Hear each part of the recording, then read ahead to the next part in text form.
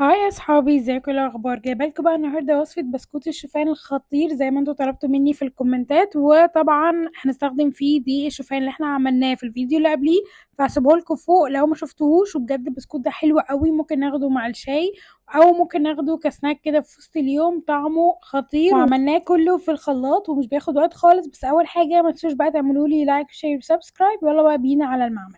اول حاجه طبعا هحتاج ان انا استخدم دقيق الشوفان، واللي ما شافش بقى وصفه دقيق الشوفان هسيبها لكم زي ما قلت لكم فوق. وهبدا بقى ان انا استخدم الاكواب المعياريه بتاعتي، برضو تقدروا تستخدموا الكوبايه العاديه. هنا هستخدم كوبايه ونص من دقيق الشوفان. هنا زي ما قلت لكم ممكن طبعا تزودوا الكميه او تقللوها حسب ما انتوا حابين الكميه بتاعتكم تطلع لكم قد ايه. بعد كده هبدا بقى استخدم كمان ربع كوبايه من الزيت. انا استخدمت زيت زيتون، ممكن تستخدموا اي نوع زيت نباتي انتوا حابينه، ممكن زيت جوز الهند او تستخدموا زبدة او زيت زيتون زي ما انا عملت.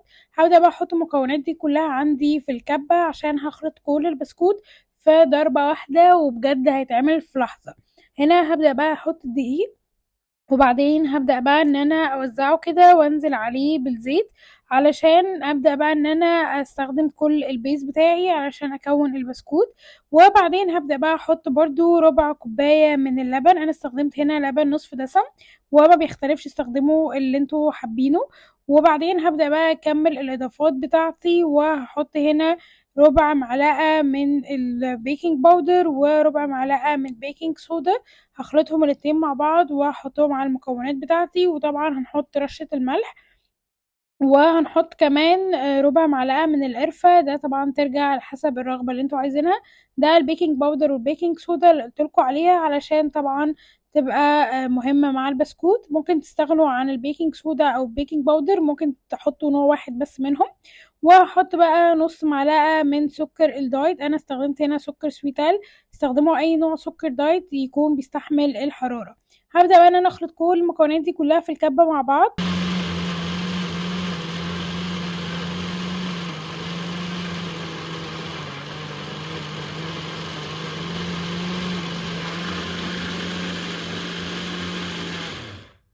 طبعا هوقفه بقى في النص علشان كل الحاجات اللي بتطلع في الجناب دي هبدأ ان انا انزلها تاني في النص. بياخد شوية وقت في الخلط، ممكن تعملوا الموضوع ده مرتين او حاجة. ده القوام اللي انا عايزاه، بيكون قوام مرمل كده. ما تزودوش اي اضافات تانية او تستعجلوا وتزودوا اي مادة دهنية او لبن. هو ده القوام اللي انا ببقى محتاجاه يكون مرمل، بس وقت ما هدوس عليه هيبدأ ان هو يعمل معايا شكل زي ما انتوا شايفين. هبدأ بقى اجهز الصينية بتاعتي. انا هنا هجيب صينية وادهنها دهنة بسيطة قوي من الزيت.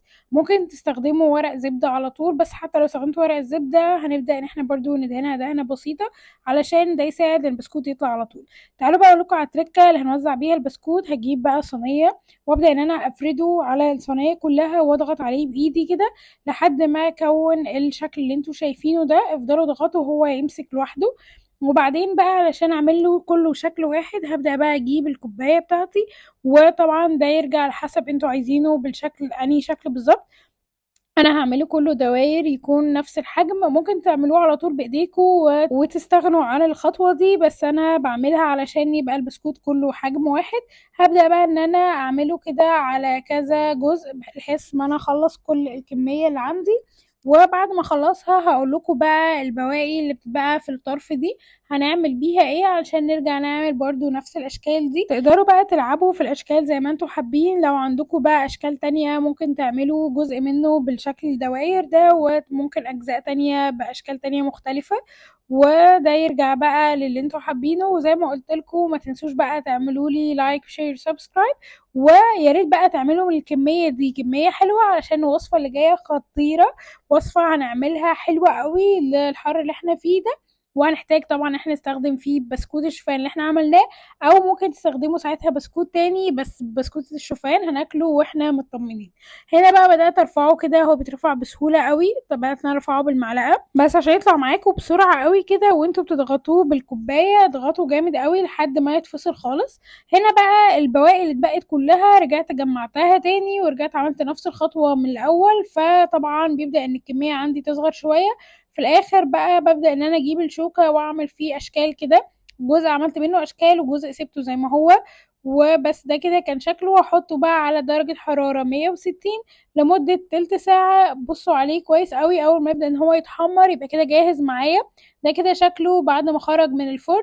طبعا احنا بنسيبه بقى شوية قبل ما نحركه خالص علشان البسكوت يهدى خالص، ساعتها نبدأ ان احنا ننقله. ده كده بس كنت بوريكم شكله ان هو متحمر من كل الاتجاهات. وبعدين هبدأ بقى ان انا اسيبه يهدى خالص قبل ما انقله علشان البسكوت بتاعي ما يتكسرش. وهنا بقى بدأت بقى ان انا انقله في الطبق. طبعا تقدروا بقى تحتفظوا بيه بعد كده في اي علبة محكمة، وبيبقى حلو قوي تاخدوه معاكم بقى الشغل، تفطروا بيه اي حاجة. هنعمل بيه وصفات تانية كتير حلوة قوي.